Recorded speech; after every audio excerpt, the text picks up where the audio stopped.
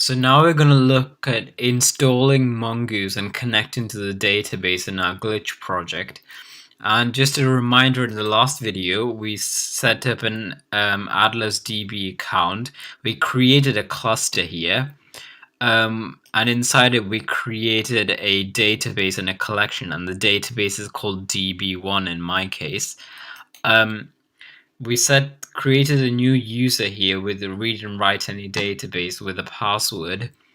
And in the network access, we set it to 0.0 or whatever to allow all IP addresses. But you could just add your own IP addresses here. Then we went here to connect, and we got this URI that we can use to connect to our database. And the URI looks something like this. So we have the username here, which is user1. And then down here, we had to fill in our password, our database name, which is db1. And after this colon here and before the @ sign, we have to put the password in. And in the last video, I put the whole URI in as an environment variable, but glitch is so messed up that it doesn't actually accept this, and it just always comes up as undefined for me. So what I did was I just put the password in here, and I've just made my trick here right now is just to make the password like much longer than this so that it doesn't show the whole thing. So yeah, I just put the password in here. And then what I've done is in my app.js, I've just split up the URI, and then I put the process.env.pass like pw for the password, and I've just merged it into the string. So that's my workaround for this, I guess, until they fix it.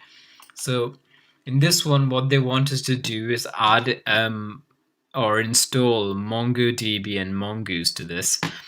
And so the first thing we need to do is just have a look at the package.json. And if you imported the boilerplate project like we did again in the introduction video, so that's the one to check out, we can see that Mongoose has already been imported here. So all we need to do is install MongoDB. So just have a quick look for MongoDB npm. And just make sure you get the correct package name. So yeah, this is MongoDB, just call MongoDB.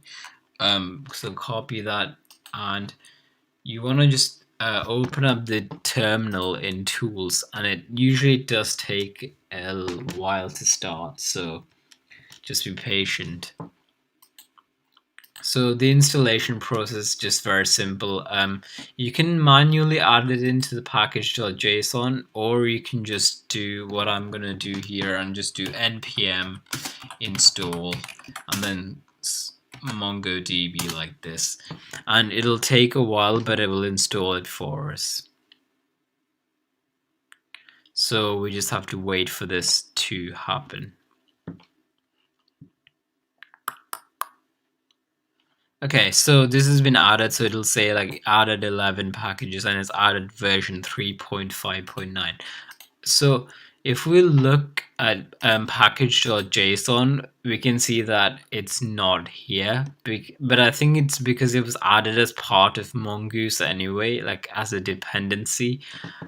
So it doesn't explicitly show up here, but you do have to install it because it doesn't work if you don't. So the next thing to do is we've done this in the introduction video. We need to surrounded by quotes, which I've just done here, like I explained. But we also have to require Mongoose before we can start connecting to it, because this is mongoose.connect, but if you try to do that without importing it, it'll come up with an error saying Mongoose is not defined. So it even says here we have to require Mongoose. So the way we do that is we'll just say let Mongoose equals, and then do require like this, and inside it just put the package name, which is just Mongoose. And if you're not sure what the package name is, just have a look here. You can see it's just Mongoose. So we have Mongoose now.